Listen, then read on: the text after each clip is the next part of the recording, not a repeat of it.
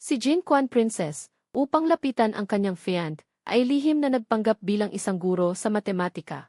Nais niyang makipag-ugnayan at magpatibay ng damdamin sa pangunahing tauhan, ngunit minamaliit siya nito dahil sa pagiging isang guro na hindi pa nalulutas ang isang problema. Hanggang sa si Liu Ruyan ay nalasing at nagkaroon ng isang pagkakataon na sila ay nagsama. Nagising ako at nang mapunta ako sa pamilyang Gu, ako ay labis na inalipusta at sa huli ay nagkasakit at namatay. Kaya naman, nang ilabas ni Lolo Gu ang pera para iwanan ko siya, agad ko itong tinanggap. 10,000 ba iyon? Siguro hindi naman ganoon kalaki, tanong ni Lolo Gu na parang hindi makapaniwala. Ang kanyang apo ay hindi pa umabot sa 10,000. Sinasabi mong 10,000? Tanong ni Lolo Gu na hindi makapaniwala. Hindi gumagamit ang aking pamilya bago ako dumating sa lugar na ito. Lubos akong naniniwala na 10,000 ay hindi maliit, sapat na para sa aking buhay sa hinaharap, kaya naman magalang akong tumango.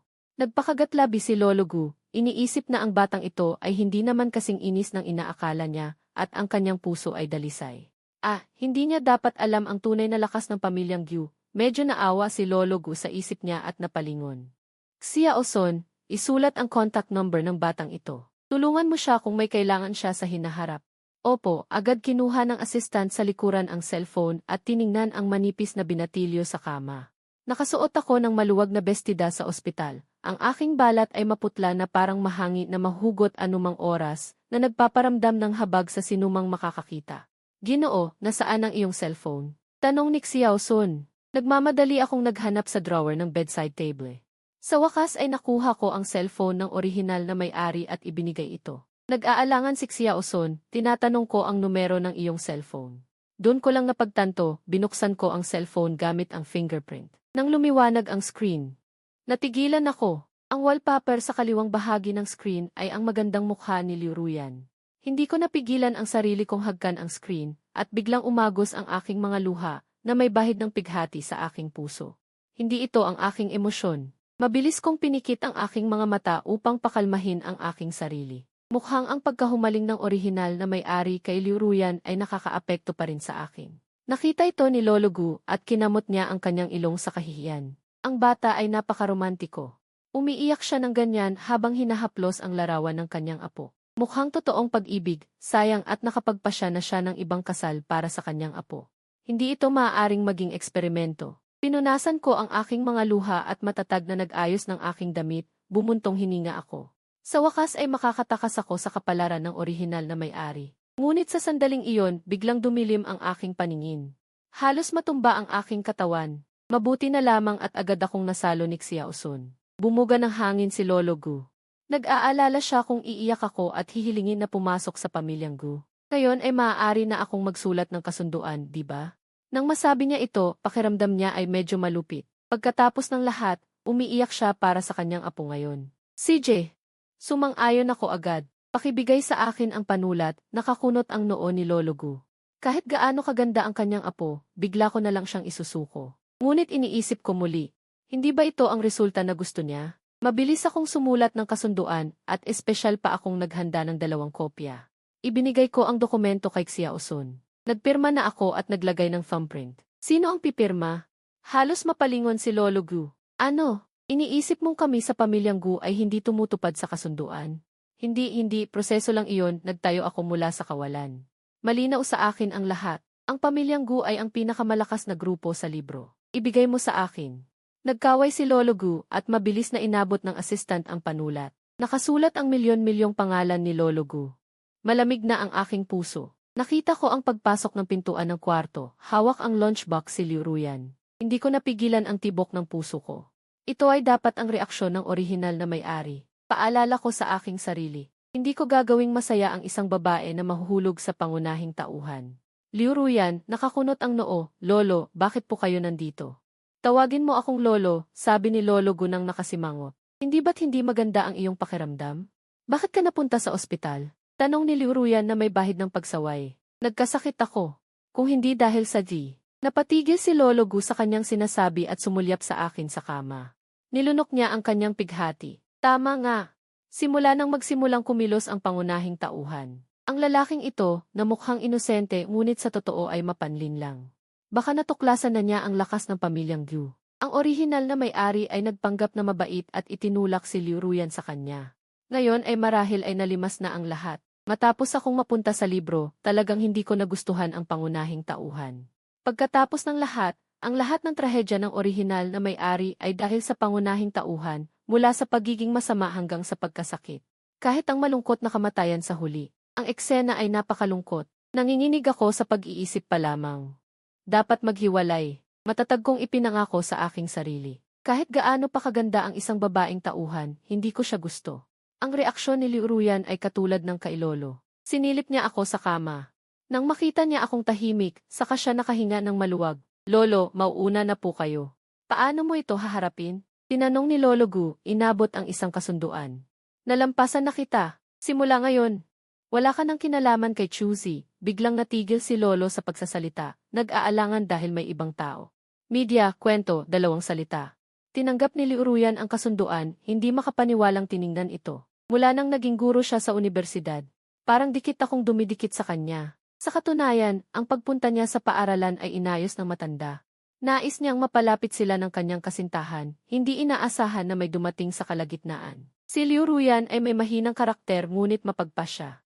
Talagang kinatatakutan niya ang mga lalaking mainit ang panliligaw. Akala niya makakataka siya pagkatapos tanggihan ang kanyang pag-amin. Sino ang mag-aakala na sa gabing natapos ang military training? Nalasing siya ng estudyante at nalito na nakatulog sa akin. Doon lang napagtanto ni Liu Ruyan na baka siya ay tinatangka. Ngunit nangyari na, nagpa siya si Liu Ruyan na panagutan ito. Naghahanda na siyang magpakasal pagkaalis ko sa ospital. Pagkatapos tanggapin ang negosyo ng pamilya, magpapakasal sila. Bakit biglang nagbago ang desisyon, hindi na itanong ni Liu Ruyan. Handa na siyang magpakasal sa akin, hindi inaasahan na ako ang unang kumontra. Baka pinindot siya ng matanda? O may iba pang dahilan? Baka iniisip niyang hindi maganda ang kanyang katawan? Ang ideyang ito ay nagdulot sa kanya ng hiya at ginhawa.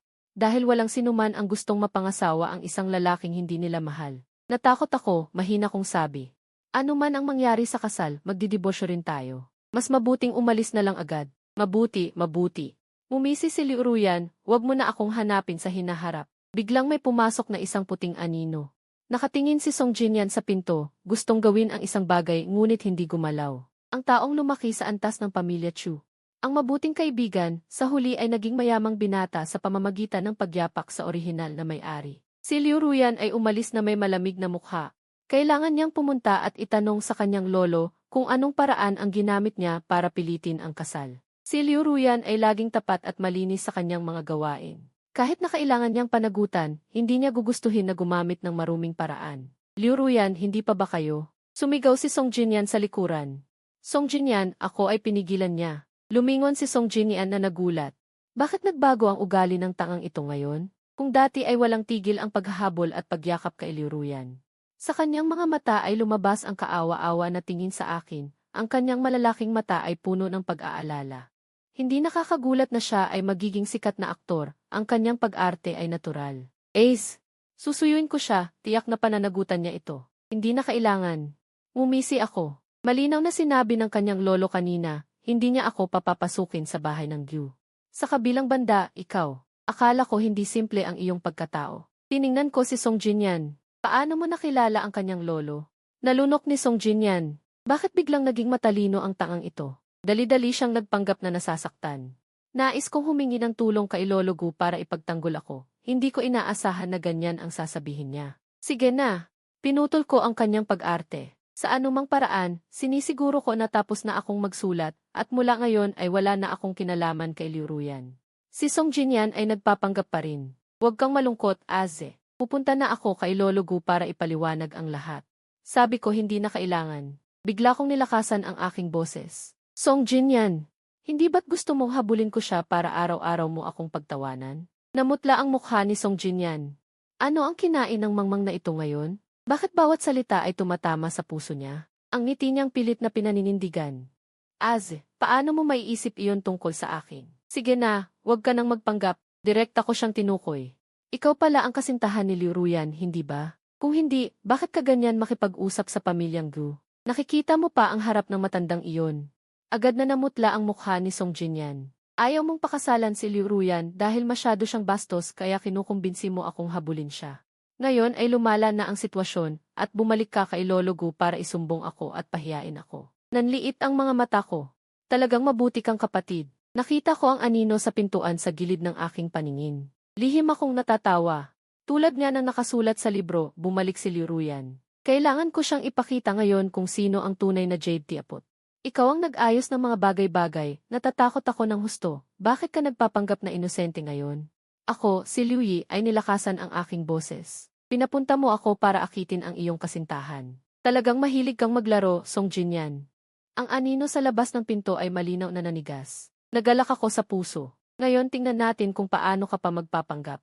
Sa labas ng pinto, ang mukha ni Liu Ruyan ay madilim na tila tutulo na ang tubig. Ang orihinal niyang intensyon ay, kailangan niyang tumulong sa akin na ayusin ang papeles ng paglabas sa ospital, at itago ang bagay na ito para hindi ako mapag-usapan sa paaralan. Hindi niya inaasahan na pagbalik niya ay maririnig niya ang usapang ito. Maganda ang orihinal na impresyon ni Liu Ruyan sa kasintahan niyang ito, malumanay at masunurin. Maayos siyang makisama sa mga kaklase, maalaga sa mga kaibigan. Bagaman mahirap ang kanilang pamilya. Ngunit ang kanyang ama ay nagligtas ng buhay ng lolo niya, at may utang na loob ang pamilyang Gu. Higit sa lahat, si Song Jinyan. Hindi niya alam ang tungkol sa background ng pamilyang Gu, ngunit mabait pa rin siya sa kanyang lolo. Ngayon, hinikayat niya ang kanyang kapatid na habulin siya. At tinulungan pa akong pagplanuhan siya. Galit na galit si Liu Ruyan, kumikirot ang kanyang sentido. Kung hindi dahil sa kawalan ng pag-iingat. Paano siya mahuhulog sa patibong at dadalo sa party? Nang makita ko ang anino sa labas ng pinto, hindi ako umalis. Nagalak ako sa aking puso. Ngunit si Song Jinyan, na tuyo at nakakainis, ay talagang nakakairita. Napahawak ako sa aking ulo at kumaway. Sige na, sige na. Ginutom mo ba ako para sa ikabubuti ko? Nayanig si Liu Ruyan na nasa labas ng pinto. Akala niya palagi ay ako ang unang nang akit. Hindi niya alam na may ibang dahilan pala. Aze, paano mo ako nagagawang isipin ng ganito? Sabi ni Song Jinyan habang umiiyak. Saan ako kukuha ng ganoong gamot? Magkaibigan tayo. Sabi ko habang palihim na sumisilip sa labas ng pinto. He, gusto mo bang sabihin ko na ngayon kay Liu Ruyan para malaman niya ang katotohanan? Umisi ako at tungkol sa pagkakaibigan tapos na tayo. Nanlaki ang mga mata ni Song Jinyan, Aze, magkasama tayo lumaki. Nagagawa mo bang gawin ito para sa isang babae? Natapos ko na ang mga papeles para sa paglabas sa ospital, Chu. Naghihintay na ang kotse sa labas. Magalang na sabi ng binata. Malinaw sa isip ko. Siguradong inayos ito ni Liu Ruyan, hindi ganoon kaalalahanin ang dating assistant. Mukhang gumana ang sinabi ko. Pagdating ko sa paaralan dala ang mga gamit, ang una kong ginawa ay humiling na lumipat ng dorm. Ang maging lalaki ng bida, mas mabuti pang lumayo. Para maiwasan ang mga hindi inaasahang problema. Kahiyan, ang mga kasama sa bagong dorm ay bumunguya ng buto ng melon at hindi man lang tumingin nang pumasok ako. Nakaipon ng basura. Ang kama mo, ngumisi ako. Itinapon ang mga gamit sa sahig, mga kaibigan, kailangan bang linisin ang dorm na ito? Ano nang pakialam mo? Tumiklop ang mga mata ng lalaking nangunguna. Siyempre, may pakialam ako. Kinuha ko ang aking telepono, ilang numero ng guro ng dorm. Naaalala ko na ang hindi pagiging malinis ng dorm ay magreresulta sa pagbaba ng grado, tama ba? Nagbago ang ekspresyon ng ilang lalaki at walang gana silang nagsimulang maglinis. Nagpahawak ako sa aking mga braso, nag-iisip dahil nabuhay muli ako. Huwag mo nang isiping gagawin mo pa akong punching bag bilang isang nasa hustong gulang na nakipagsapalaran sa mundo. Malinaw kong alam na ako ay inihihiwalay at ito ay dahil karapat-dapat ako. Ang sitwasyon ng orihinal na may-ari ng katawan ay mabuti. At palagi siyang pinupuri ni Song Jinyan kaya nawala na siya sa sarili. Hanggang sa makilala niya si Liu Ruyan, ang orihinal na may-ari ng katawan. Ay lubos na nalugmok. Sa panunulsol ni Song Jinyan, ipinagwalang bahala ng orihinal na may-ari ng katawan ang kanyang dangal at nagmatigas na lumapit. Ngunit marami ang nagkagusto kay Liu Ruyan, wala lang ang kasing kapal ng mukha ng orihinal na may-ari ng katawan. Ngayon, ang pagiging hiwalay ay makatuwiran. Ngunit hula ko hindi ako magmamalasakit dahil lahat ng ito ay kasalanan ng orihinal na may-ari ng katawan. Wala akong pakialam. Matapos matulog, nagdala ako ng malaking bag ng merienda at inilapag ito sa mesa. Mga kaibigan, lumabas ako para magkalat. Ito ang maliit na regalo bilang pambungad, sana ay alagaan ninyo ako sa hinaharap. Hoy, hindi ba't siguro Gu ang nagbabantay sa iyo? Narinig namin na nakuha mo na siya, at kailangan mo pa ba ng tulong mula sa mga tulad namin na maliliit na hipon? Ang isang lalaking may malinis na hitsura ay sarkastikong nagsabi. Nakuha ko siya. Umikot ako sa gilid ng mesa, nag-iling ng kamay na tila walang gana. Ang babaeng iyon ay malayelo, hindi ko maabot, sumuko na ako, okay. Sino man ang gustong humabol sa kanya sa hinaharap, humabol siya, hindi na ako makakapagpatiuna. Nagliwanag ang mga mata ng isa pang lalaki. Talaga? Ibigay mo sa amin ang kanyang contact number. CJ, isang beses ko lang sasabihin, tandaan ninyo bago ko ito burahin. Kinuha ko ang aking telepono. Naisulat ninyo na, agad na isinulat ng dalawang lalaki ang numero, at nakita nilang mabilis kong binura ang contact person na nagtaksil sa kanya at nagpakilala bilang minamahal niya habang buhay. Ang pagbuburang ito ay kasama ang mahigpit na paliwanag ng orihinal na may-ari ng katawan kay Liu Ruyan.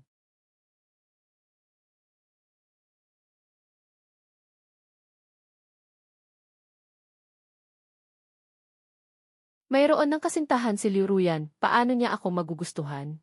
Naiintindihan mo na ba ngayon? Kasintahan? Sino? Naglapit ang dalawang lalaki na parang nagsitsismis. Ang aking kaibigan na si Song Jinyan. Yumuko ako at nagbuklat ng libro. May bahid ng malamig na ngiti sa aking labi. Ano? Hindi ba siya palagi kang hinihimok na habulin si Liu Ruyan? Nabigla ang dalawang lalaki. Sino ang nakakaalam kung ano ang iniisip niya? Baka ginagamit niya lang ako. Paliwanag ko ng mahina. Biglang nagkaintindihan ang dalawang lalaki, kaya pala lumipat ka sa malayong kwartong ito. Naimbento nila ang isang kwento ng pagtataksil ng magkapatid, at ang kanilang tingin sa akin ay puno ng awa. Nang gabing magluto ng pansit ay binigyan nila ako ng isang mangkok. Sa klase, napansin kong may sumusunod sa akin, kaya nagtago ako para takutin siya, ngunit muntik kong mapaiyak si Song Jinyan. Pasensya na. Sabi ni Song Jinyan na may namumuong luha sa mata, nagpa siya akong sabihin kay Lolo Gu na kanselahin ang kasal. Umikot ako ng mata, bobo ka ba? Kung sasabihin mo ngayon na gusto mong kanselahin ang kasal dahil ayaw mo akong saktan. Hindi ako papatayin ni Lolo Gu. Naisip ko ang nakakapanindig balahibo na karanasan ng dating assistant na naparusahan sa pagtakbo sa bundok ng pamilya Gu. Kung ganoon, hindi ko nasasabihin. Nagbago ng paksa si Song Jinyan o nga pala. Ang aming klase ay magkakaroon ng blind date. Kulang ng isa. Bagong sawi lang ako, gusto mo bang makipagkita? Pinutol ko siya ng malamig, saka, tapos na tayo bilang magkaibigan, huwag mo na akong lapitan. Hindi ako pupunta sa kahit anong blind date. Ang dating assistant na si Song Jinyan ay dito sa Gi.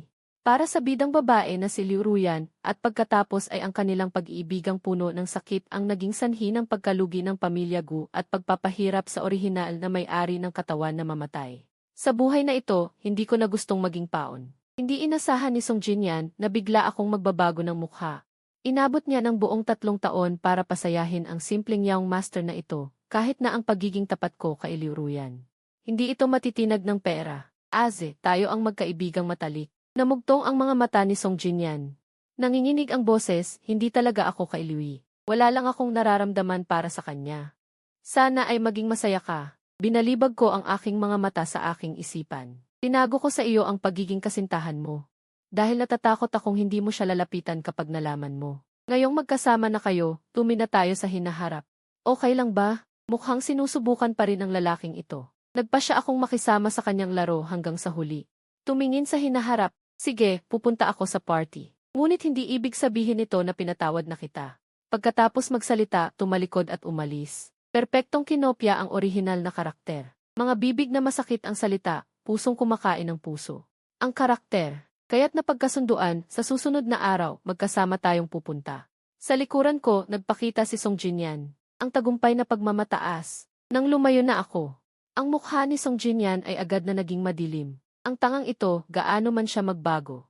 Hindi ba't nasa kanyang palad pa rin siya? Ngunit kailangan talagang mag-ingat na hindi siya makagat. Naiisip ito, nagalit siya. Kasalanan lahat ni Gu, ang matandang Soro. Noong una, nagrenta siya ng maliit at lumang bahay sa syudad para magpanggap na mahirap. Dahil dito, akala ko si Gu ay mula lamang sa isang ordinaryong pamilya. Binigyan niya ako ng malaking kalamangan ng walang dahilan.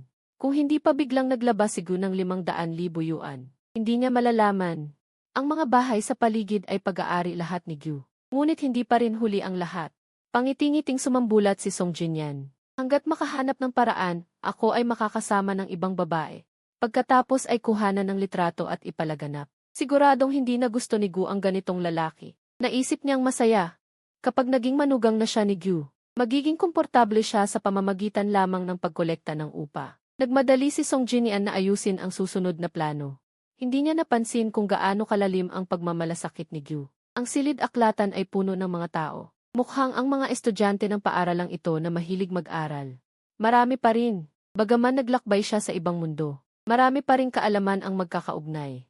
Nagpa siya akong hindi na dapat ipagpaliban pa. Kailangan kong paghandaan ang mga kamay na ito. Tumabi ako sa silid-aklatan ng 3 oras.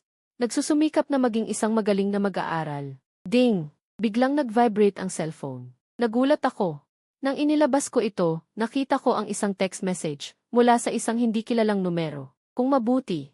Sumagot ang lalaki, sino ka? Halos iba to niluruyan ang cellphone. Dati ay pinilit kong kunin ang kanyang cellphone at kunin ang numero. Naalala ko noong araw na para masave ko ang kanyang numero. Pinaparusahan akong tumakbo ng 3 beses sa truck sa ilalim ng matinding araw. Tumulo ang pawis at mumiti pa habang iwinawagayway ang cellphone. Naging mainit ang ulo ni Liruyan. Ngayon ay mabuti, nagbago ang isip. Malalim siyang huminga, ibinalik ang telepono sa kanyang bulsa. Pagkatapos ng lahat, siya ang unang nagkamali, nabigyan siya ng gamot noong araw na iyon. Kahit hindi matukoy kung si Song Jinyan ang may gawa. Ang mga kilos ng lalaking ito kamakailan ay kahina-hinala, nagpadala pa siya ng text message na huwag siyang sisihin sa kanyang kaibigan, gagaling din ito paglipas ng panahon. Hindi naman tanga si Liu Ruyan, madali niyang nakita ang ganitong pagtatakip ng katotohanan. Gaya ng aking iniisip. Kapag naitanim na ang binhi ng pagdududa, ito'y tutubo at lalago. Matyaga siyang nagpadala muli ng text message, Liu Ruyan. Tinitingnan ko ang telepono, nagalit ako, nakakita ng multo. Malinaw na ang dating assistant ay isang lalaking suporta na pilit na lumalapit, hindi kailanman aktibong nakikipag-ugnayan si Liu Ruyan sa orihinal na karakter. Hindi ba ito nakasulat sa libro ang mga detalyeng ito? Tinitingnan ko ang screen ng telepono, nakaramdam ako ng takot. Hindi kaya siya ang nakatagpo ng maling Liu Ruyan? Dahil nagtatanong siya kung sino ang nakakainis sa kanya, mas mabuti na sabihin ang totoo.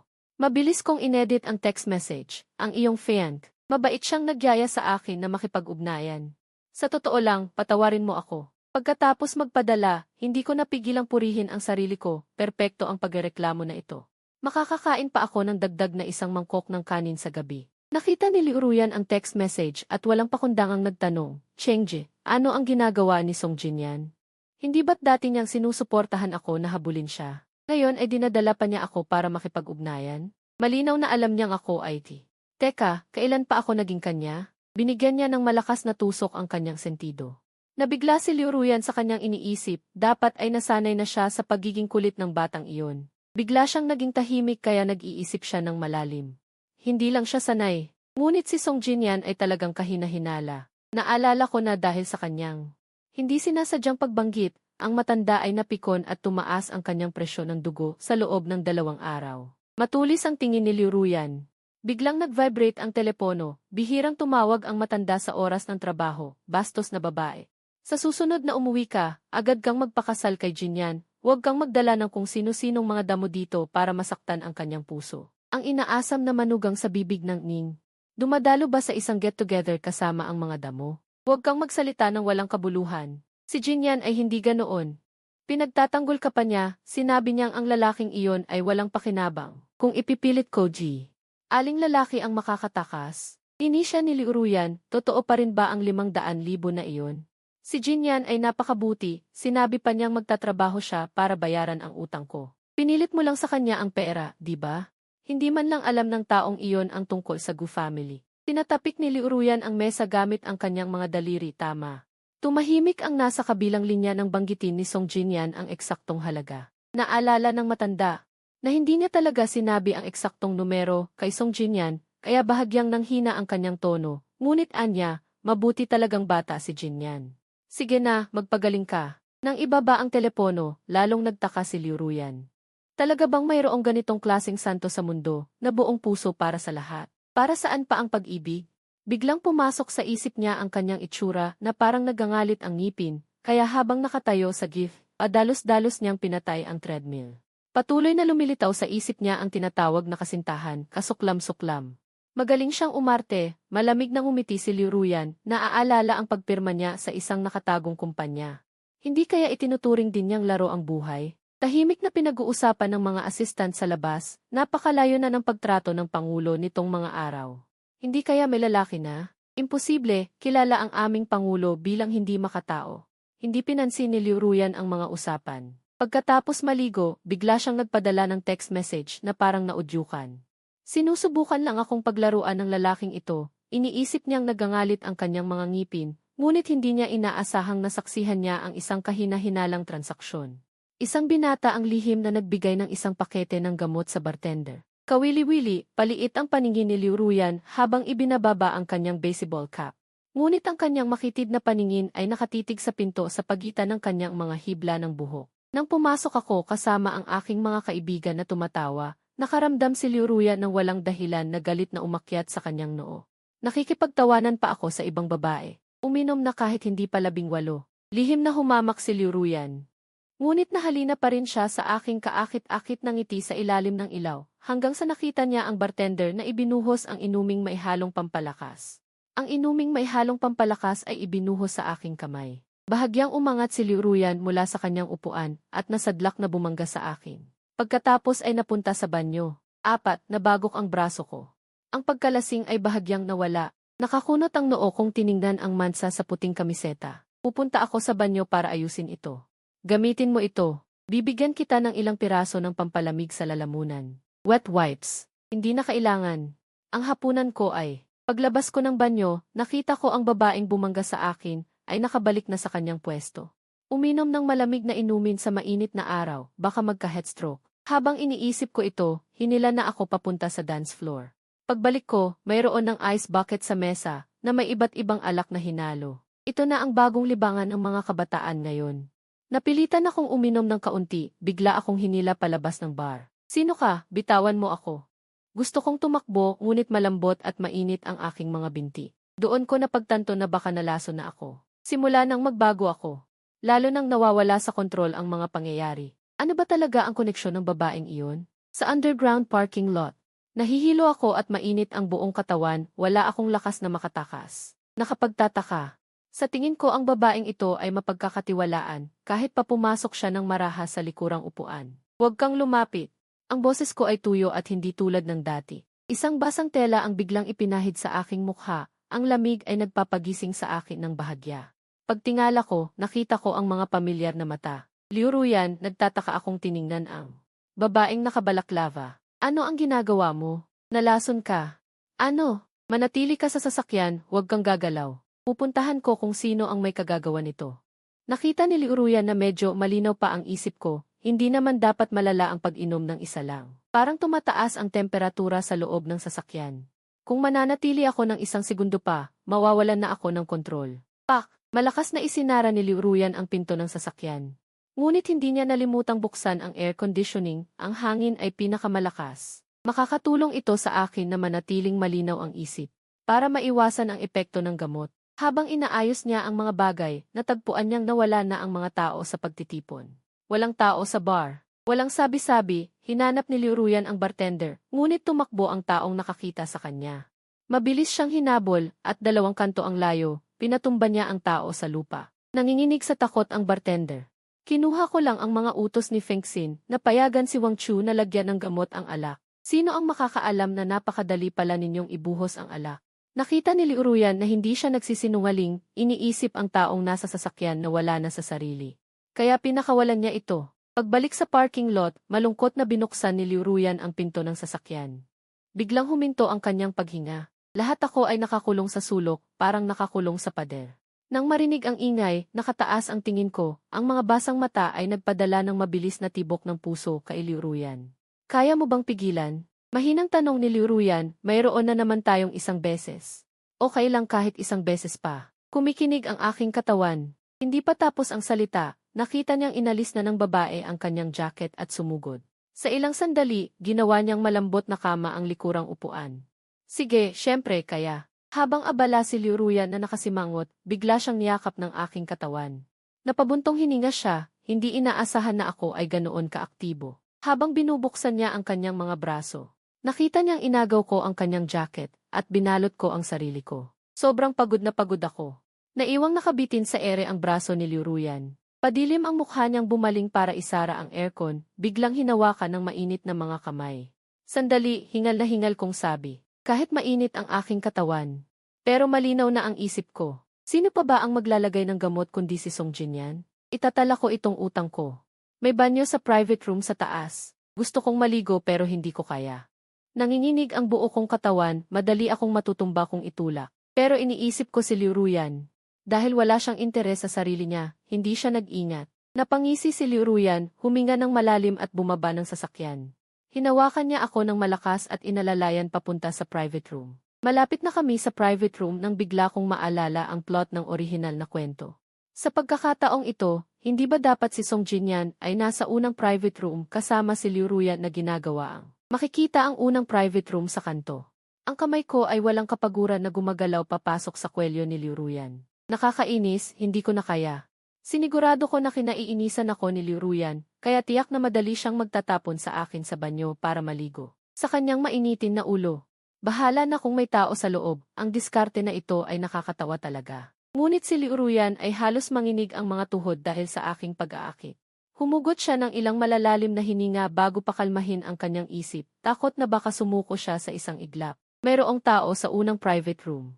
Sigaw ng waiter sa likuran. Hindi pinansin ni Liu Ruyan ang mga ito, itinulak ang pinto at binuksan ito. Sinilip ko ang loob habang may pagkakataon. Bagaman walang kama, sa malaking leather sofa. Isang lalaki at isang babae ang mainit na naghahalikan. Hindi na kailangang tingnan ng mabuti para malaman na si Song Jinyan at ang pangunahing babaeng si Liu Ruyan. Pinuri ang pangunahing babae, tunay ngang pangunahing babae. Maganda ang hubog at mukha. Paumanhin, walang sinseridad si Liu Ruyan, ibinigay ang pera. Pagtalikod, sisipain na ang pinto ng katabing private room. Huwag kumilos, ako na ang magbubukas. Nabalisa ang waiter sa likuran habang binubuksan ang pinto. Nag-iisip sa isip, bakit ang mga customer ngayong gabi ay nagmamadali? Nang dalhin ako sa private room. Malinaw kong narinig si Song Jinyan na humihikbi habang sinasabi, Sister Gu, iligtas mo ako. Ha! Ang dating mainit at masiglang anyo, paano na kailangan ng tulong? Nakita na ni Liu Ruyan mismo na kasama niya siya. Paano pa magpapanggap ang pangunahing lalaki ngayon? Habang iniisip ko, bigla akong itinulak sa sofa. Ang mainit na katawan ni Liu Ruyan ay sumunod na sumalubong sa akin. Teka, hindi ganyan ang kwento. Kinatakutan akong tumingin sa harap ko. Ang mukhang nakakagulat na kagandahan. Sa isang di maipaliwanag na paraan, inabot ko ang liig niya at hinawakan. Sa susunod na sandali, hinalikan ako ng husto na parang ulan. Hindi ito halik, parang inaagaw ng mabangis na tigre. Masakit, masakit, masakit. Sa wakas ay nagkamalay ako. Gamit ang aking mga kamay at paa, itinulak ko siya palayo. Ang sinabi mo ba ay puro suporta lang? Tumigil si Liu Ruyan. Nakita niya ang namumulang labi ko na may kaunting pagkabalisa. Masakit ba? Sinamantala ko ang pagkakataon na bumaba ng kama at tumakbo papuntang banyo, hawak ang bibig ko. Pupunta ako sa banyo. Pagpasok ko sa banyo at paglock ng pinto, naalala ko na ang banyo sa private room ay frosted glass. Si Liu Ruyan sa labas ay nababato. Uminom ako ng 2 lata ng malamig na beer. Liu Ruyan, narinig ko ang boses mula sa banyo. Maaari ka bang bumili ng damit para sa akin? Basang-basa ang mga damit ko. Pumunta si Liu Ruyan para bumili ng damit. Habang ako ay nakasuot ng pajama mula sa banyo, nakahiga ako sa sofa. Bago pa man ako makapagpahinga, bigla akong hinila ng 2 lalaking nakaitim papunta sa katabing private room. Sino kayo? Nagsikuhan ako pabalik, nakita ko ang isa pang nakasiksik sa sulok. Si Song Jinyan na nakasuot ng kaparehong pajama. Inayos ni Liu Ruyan ang kanyang damit at tinitingnan ako mula sa itaas. Ikaw ba ang kaibigan na tumutulig sa kay Song Jinyan? Dati, pero hindi na ngayon. Sinisimangot ko, nagkakrus ang mga braso ko. Hindi mahalaga kung kaibigan ko siya o hindi. Ngayon, tulungan mo akong kumbinsihin siyang pumunta sa ospital. Naglabas si Liu Ruyan ng isang tseke. 100,000 na pampatahimik. Hindi mo pwedeng sabihin ito sa kahit sino. Itinaas ko ang 2 daliri. 200,000. Nanlaki ang mga mata ni Song Jinyan. Aze, bakit ka humihingi ng pera sa ganitong panahon? Nagpapanggap siyang kaawa-awa habang tahimik na nagmamasid. Sa tingin ko nagbago ako kamakailan. Sabi ko hindi na ako kaibigan. Nag-roll ayos ako. Lahat ng ito ay ginawa mo sa sarili mo ngayon. Gusto mo bang sabihin ko ang buo o hindi? Nagulat si Song Jinyan. Paano niya tila nababasa ang kanyang isipan? Mas lalo siyang umiyak. Inalo siya ni Liu Ruyan. Huwag ka nang magpanggap. Mas mabuti para sa lahat kung pupunta ka sa ospital. Nagpalit ako ng telepono. Dahil sa pera, hindi ko sasabihin kay Old Master Gu na hindi ka na. Bago pa man matapos ang sinasabi ko, bigla akong nakaramdam ng lamig na parang hinuhubaran ako ng tingin ni Song Jinyan. Ito na ba ang halo ng pangunahing lalaki?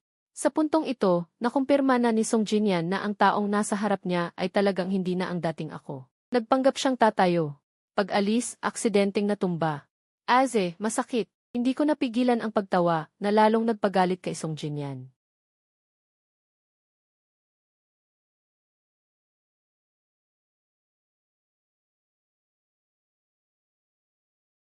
Talagang hindi ako makakatakas. Biglang may isang braso na humawak sa akin at mabilis akong umatras. At ang nag-iisang higanting imahe ng buhay. Hindi dumating ang inaasahan kong sakit. Buong katawan ko ay napasubsob sa isang mainit na yakap. Ito ang una mula nang ako ay maglakbay sa libro. Ang unang pagkakataon na naramdaman ko ang init ng proteksyon. Ang aking mga mata ay hindi sinasadyang nabasa. Kailangan mo ng kamatayan. Matalim ang tingin ni Liu Ruyan. Binitawan niya ako at sumugod kay Song Jinyan. Sinusubaybayan ko ang sofa. Mabilis na tumingin sa eksena sa harap niya, si Liu Ruyan ay kumilos, tinamaan si Liu Ruyan hanggang sa umatras siya. Walang kakayahang lumaban. Huwag mo nang ituloy, isa itong malaking pagkakamali. Biglang tumayo si Song Jinyan mula sa sofa. Hinila ni Liu Yi ang kumalas na liig ng kanyang pajama. Miss Liu, kapatid na Gyu.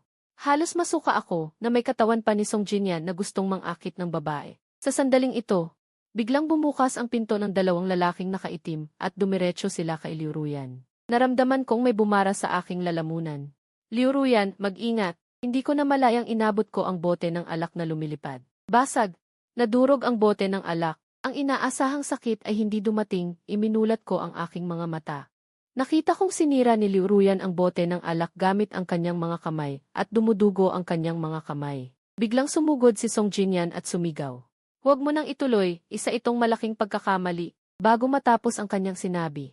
Niyakap niya si Liu Ruyan at umiiyak na sinabi, kapatid na Gyu. Tama ang pagdating mo. Napapailing na lang ako. Hindi ba natatakot si Song Jinyan na magkaroon ng maraming kaaway si Liu Ruyan? Naisip ko na sinagip ako ni Liu Ruyan kanina, kaya nagpa siya akong tulungan siya. Sino ang mag-aakala na umatras si Liu Ruyan ng 5 hakbang? At malamig na sinabi, simula ngayon, kinakansela ang ating kasal. Naging bato si Song Jinyan. Napatulala maging ako. Hindi kailanman kinansela ng mga dating assistant ang kanilang kasal. Kapatid na Gyu. Isa talaga itong malaking pagkakamali. Gusto pang magpaliwanag ni Song Jinyan. Hindi ko napigilan ang sumingit. Hindi mo ba kinamumuhian si Liu Ruyan? Bakit ayaw mong kanselahin ang kasal ngayon? Higit pa rito. Malinaw naming nakikita ang malaking pagkakamaling ito.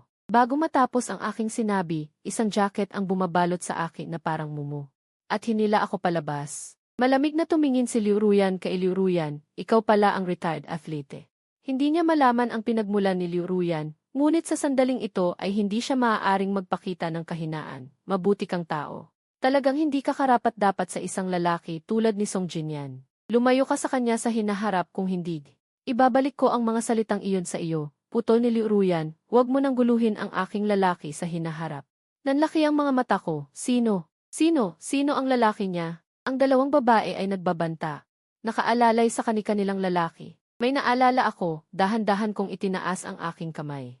Yung 200,000, valid pa rin ba yun? Hindi pa nakaka-react si Liu Ruyan, hinila na ako ni Liu Ruyan sa susunod na private room. Pinaupo mo siya sa sofa, kulang ka sa pera. Sige na. Pero nangako si Liu Ruyan na magbibigay ng nangako ng ano. Sinabi niya na kung mahihikayat niya si Song Jinyan na pumunta sa ospital. Bibigyan niya ako ng 200,000. Galit na galit si Liu Ruyan. Naisip niya ang babaeng iyon para sa ganitong maliit na bagay. At inaresto ako para mamagitan na parang tinatrato si Gujea bilang isang malambot na persimon. Ngayong araw, nakikita niya ito ng malinaw. Talagang hindi karapat-dapat si Song Jinyan sa katayuan ng Young Master ng Gujea, at ang kanyang babae ay nakikipag-ugnayan ng malaki. Kung napilitan, okay lang, ngunit hindi niya nabanggit ang pagtawag sa pulis mula simula hanggang wakas, ang saloobing ito ay nagsasabi ng lahat. Maaari ba akong ihatid ni Liu Ruyan? Ayoko siyang abalahin, ngunit mas natatakot akong makatagpo muli ang dalawang iyon. Tara na, nagbuntong hininga si Liu Ruyan. Ang lalaking ito ay talagang kanyang kometista. Nang makasakay ako sa kotse, nakatulog si Liu Ruyan na nakasandal sa bintana. Malinaw na nagpapanggap na natutulog. Galit na pinalo ni Liu Ruyan ang manibela. Dati sa paaralan araw-araw akong humahabol sa kanya. Bakit siya naging malamig na ngayon? Lahat ba ng lalaki ay pabago-bago? Siya ay naging matagumpay sa buong buhay niya. Simula bata pa, gusto niya ang sanda at pumasok sa national team. Bukod sa pagsasanay, walang iba kundi ang mga kompetisyon. Wala siyang naranasan sa mga lalaki at pagkaretiro niya, nakilala niya ang ganitong demonyo, tunay na kapalaran niya. Ngunit mayroon akong kakayahang maging sanhi upang mapabilis ang puso at mapuno ang isip ko. Pagkatapos ng mahabang pag-iisip, nagsimulang magmaneho si Liu Ruyan sa kotse. Pagdating sa paaralan, nag-aalangan siya kung paano ako gigisingin. Ngunit natagpuan niyang ako ay mahimbing na natutulog. Mama, gusto kong kumain ng braised pork. Sabi ko sa panaginip. Uminit ang noo ni Liu Ruyan, mapapatay ako ng pagkahumaling sa braised pork. Sige na, dalhin ko siyang kumain. Gutom din ako. Tahimik niyang pinaandar ang sasakyan papunta sa isang private kitchen. Bumukas ang mga mata ko sa tunog ng brand name. Narito na tayo. Sabi ko at lalabas na, ganap na nakalimutan na mayroong isang malaking ifi. Nadapa ako at muntik nang mahulog sa gilid ng daan. Mabilis na hinawakan ako ni Liu Ruyan. Nanlalamig ang kanyang pawis sa takot. Ayaw mo nang mabuhay? Saka ko lang naramdaman ang takot. Kinuskus ko ang aking mga mata, nagpiga ng 2 patak ng luha, at malungkot na sinabi kay Liu Ruyan. Maraming salamat talaga. Sinubukan kong umiti, ngunit mas mukha itong umiiyak kaysa sa pagtawa.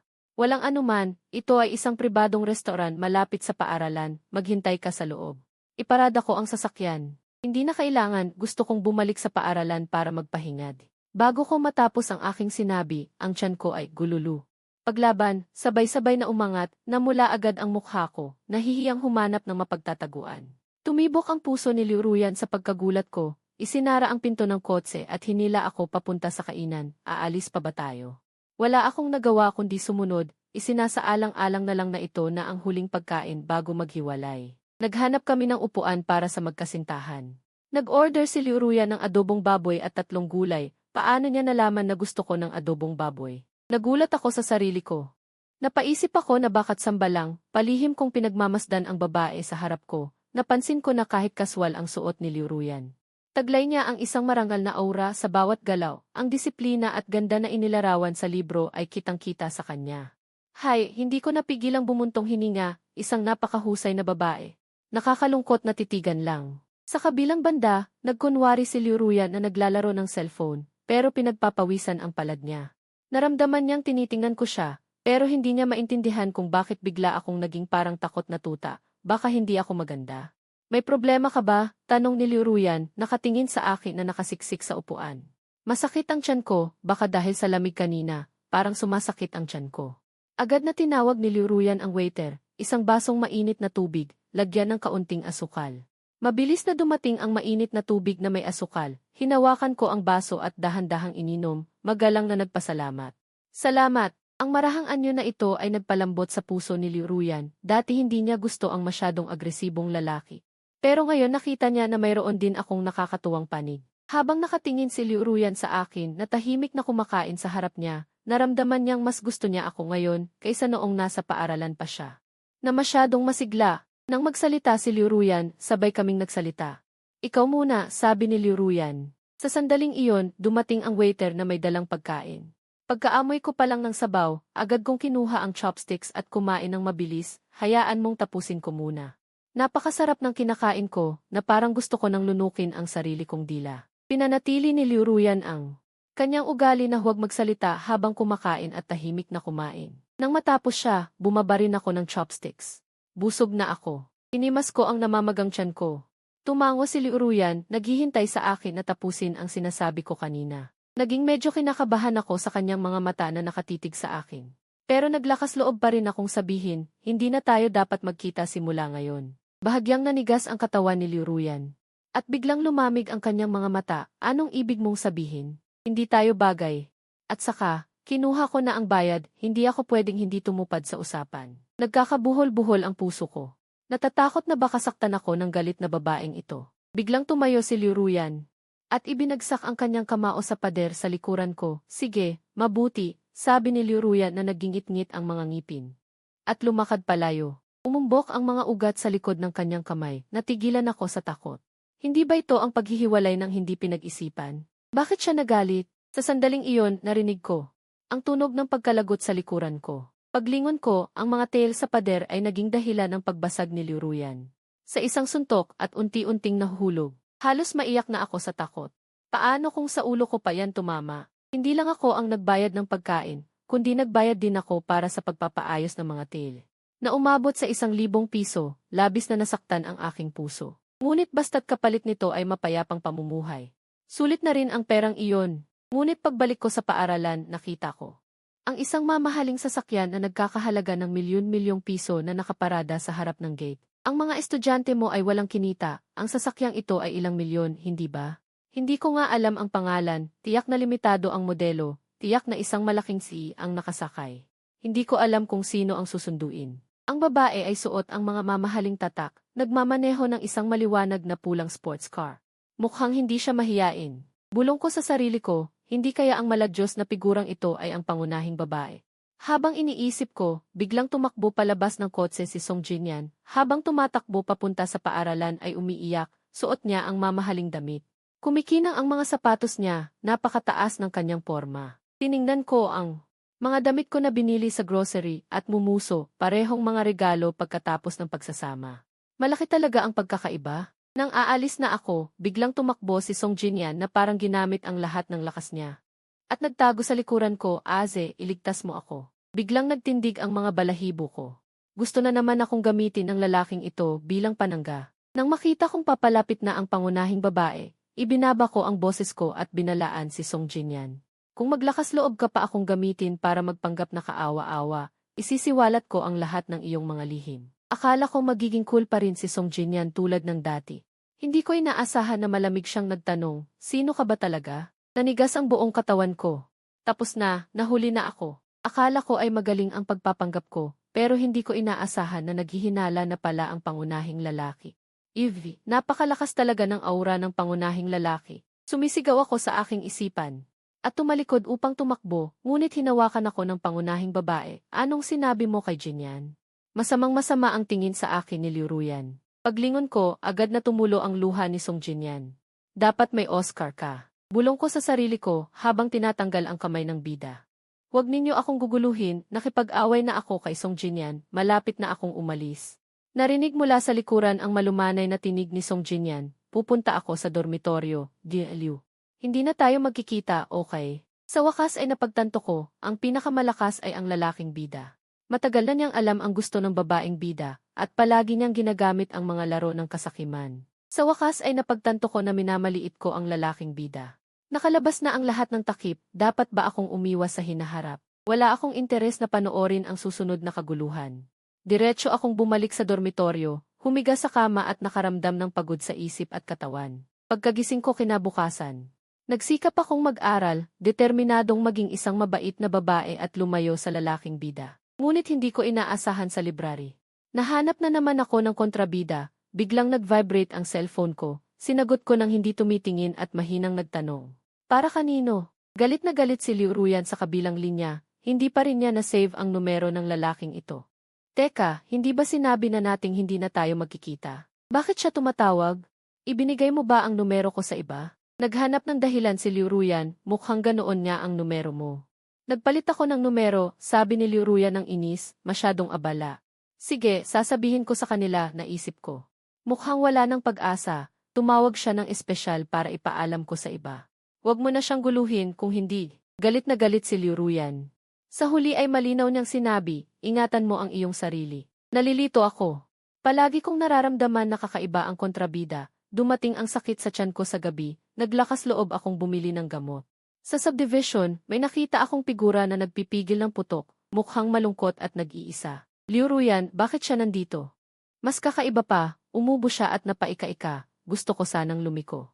Sa huli ay napabuntong hininga ako, sumilong sa payong at lumapit, gusto mo bang maging basang sisiw ng hating gabi? Tumingala si Liu Ruyan, malabo ang mga mata, ikaw, ako, bakit? Hindi pa natatapos ang sinasabi ko, bigla akong itinulak sa pader, at isang halik na may amoy alak ang bumalot sa akin. Uminom ang lalaking ito, hindi ba tahimik at mahinahon ang mga atleta? Naalala ko bigla ang mga eksena sa libro. Ang kontrabida ay kailangang sumailalim sa operasyon sa kamay pagkatapos ng kasal. Kung mabigo, maaaring matapos ang kanyang karera, kaya si Liu Ruyan ay umiinom ngayon para makalimutan ang sarili. Ang dating assistant ay dapat nakilala ang lalaking bida at nakatanggap ng aliw. Bakit ngayon ako na ang napunta dito? Hindi matapos-tapos ang halik na ito. Ang posisyon ng dalawa ay naging napakamapanganib, hindi na ako makapaniwala, pakiramdam ko ay hindi pinapansin ang aking paglaban. Hindi siya nirerespeto ng babaeng ito, baliw. Galit akong pinalo siya ng isang sampal. Binato ni Liu Ruyan ang sampal, pero hinawakan niya ang kamay ko, aalis ako ng 10 araw.